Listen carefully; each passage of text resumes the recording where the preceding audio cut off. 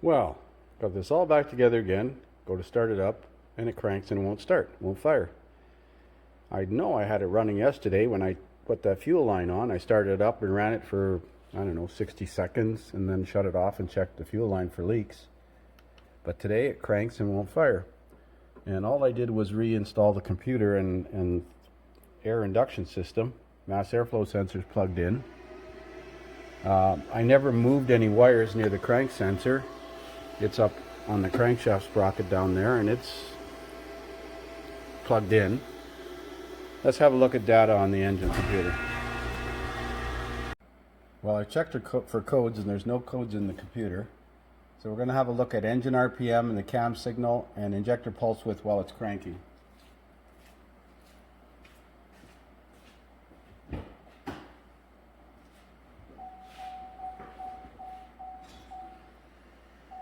Check engine light is on.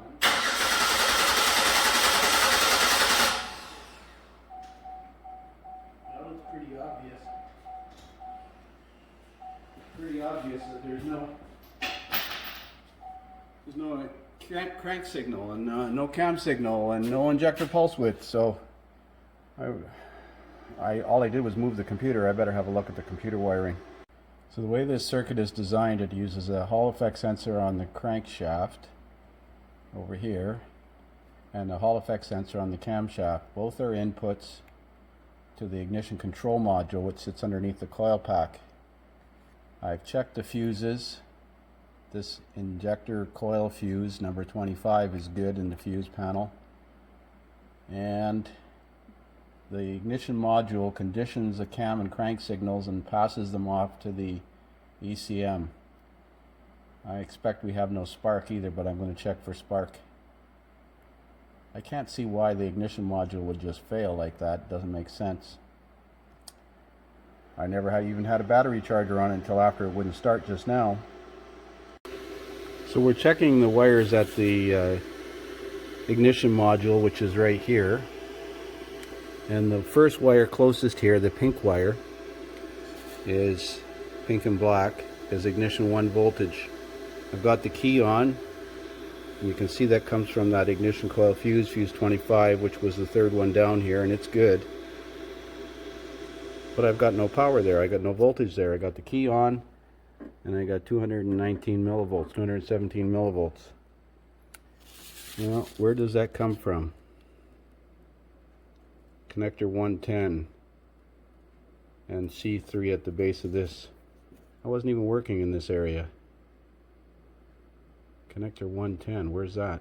There's a connector over here that I was manipulating. I was working around this connector. Let's have a look at the voltage while I manipulate that connector. So as near as I can tell, this is connector 110 here, and that pink wire right there in the corner is the one in question, and it has no power on it. And that comes from the underhood fuse panel here. And the fuse is good. When I unplug that connector, the fuel pump kicks on for 1 second. It's like it's probably got the crank and cam signals that run back to the ECM C110.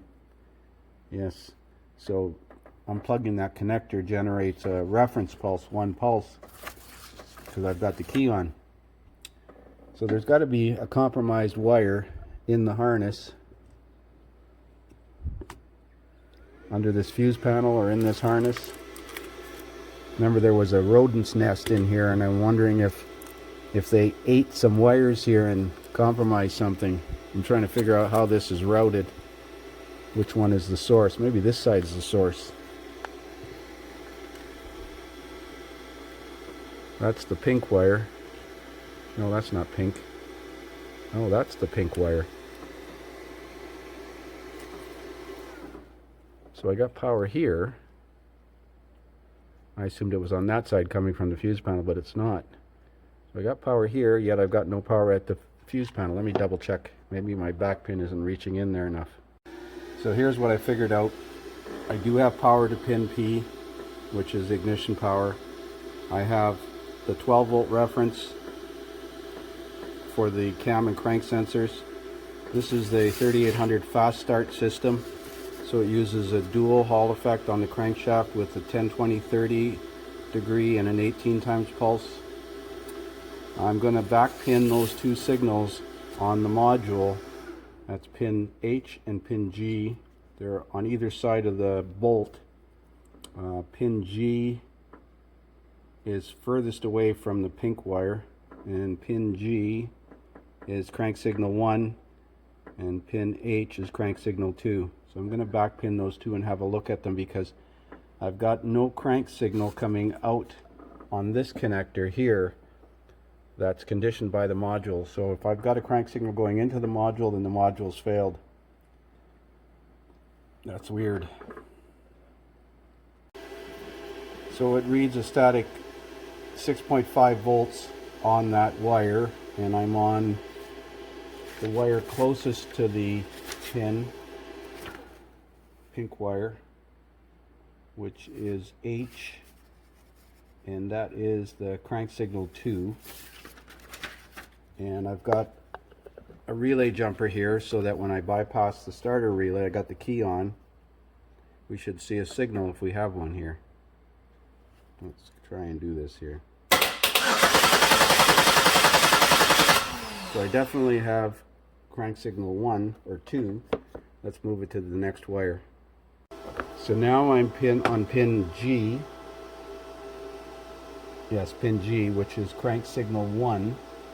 And I'm sitting at a static 6.25 volts like I was on crank sensor 2 signal. But we don't get a signal on that one when I jumper the starter and make the engine crank. Let's give it a try.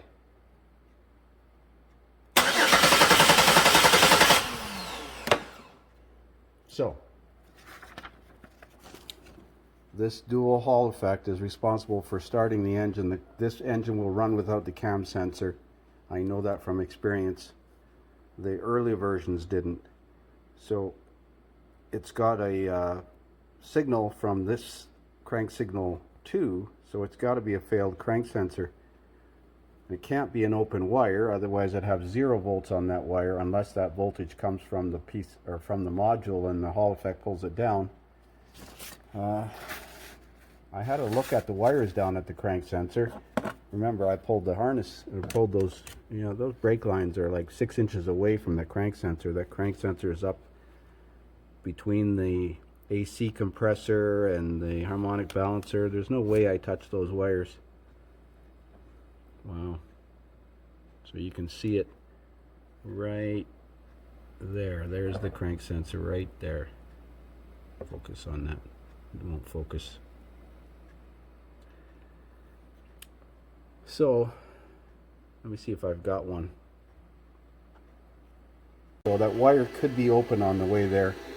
All that crank sensor does is pull it to ground, so we're going to establish which wire it is and ground it and see if this voltage goes to 0. So I got a terminal in that yellow wire at the crank sensor, and I'm going to ground it through a test light. So you can see that there's nothing wrong with that wire. So that crank sensor's failed. Maybe I could simulate a crank signal. What do you think? And this one takes 2 signals. So 1/2 of that dual Hall effect has failed. That's weird. Why did it pick today to do this when I need to get this vehicle out of here? So here's the view from the bottom. That crank sensor connector is right here behind the harmonic balancer. You can see I still got the terminal in there, and it's way in here. I didn't touch that when I was working on the brake lines down here. And this right outboard brake line is way outside the, so it's just coincidental, unfortunately, it seems. Can't see anything wrong with the wires. I'm going to get a new sensor tomorrow, plug it in, and pass a piece of metal through the sensor to make sure that the signal works before I go to the trouble of pulling the harmonic balancer off. Because you got to pull the balancer and the serpentine belt off to get at that sensor. It's behind this plastic cover here, up inside here. So there's the new crank sensor. It's a dual Hall effect. That's why it has 4 wires to it. And it sits in there like so. The outside is an 18 times signal. There's 18 slots in the harmonic balancer reluctor, and the inside is a 10-20-30. And it's the 10-20-30 that's not working. So we're going to plug this sensor in, turn the key on, monitor the voltage, and put a piece of a metal steel feeler gauge in there, and it should switch. So we're going to check it before we go to the trouble of pulling the harmonic balancer off this thing to replace the sensor and actually install it. So there's the sensor plugged in, and I thought it was the inboard one that was the problem, but I'm still attached to the same circuit as I was before, so I'm trying to get it set up here so we can see this.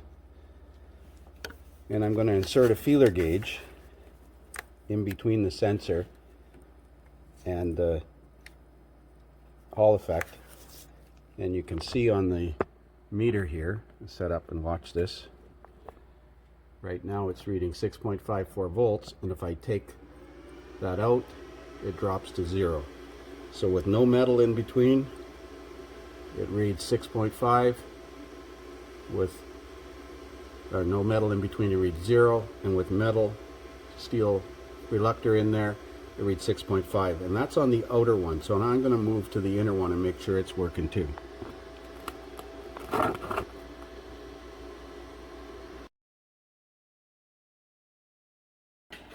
So you need a harmonic balancer puller to pull this off. You need 3 6mm bolts about 2.5 inches long. Don't thread them in too far. You'll push that reluctor in if you do that.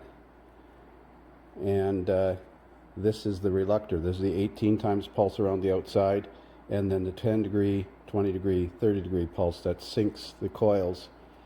Those two signals are sent to the ignition module, and the ignition module conditions them and sends them off to the PCM as a crank high speed and low speed signal, and then the cam sensor is up above on the camshaft. Using a push rod here from the Chrysler tool to push the harmonic balancer off. So there's the crank sensor right there. Now we got to take this plastic guard off. It's clipped on here, so we'll have to pry that off without breaking it. And then there should be 2 retaining bolts holding that sensor on. That might be one there and one up here. But nevertheless, we're going to get that plastic guard off. So there's the sensor off, those 2 bolts, and then there's a dowel pin in the middle there that you can see right here. That is a guide. There's no adjustment on this sensor. Some of the older ones had an adjustable air gap, and you had to make sure that that was correct.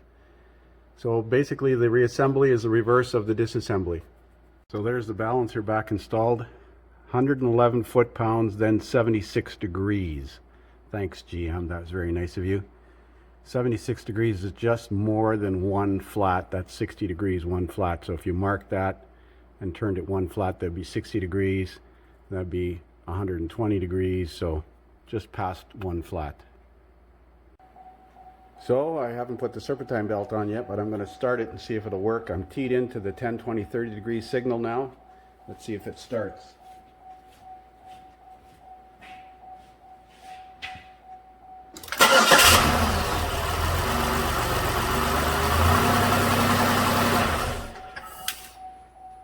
Well, that's a beautiful thing. Go figure. Let me pause this and go back and look at what that signal looks like.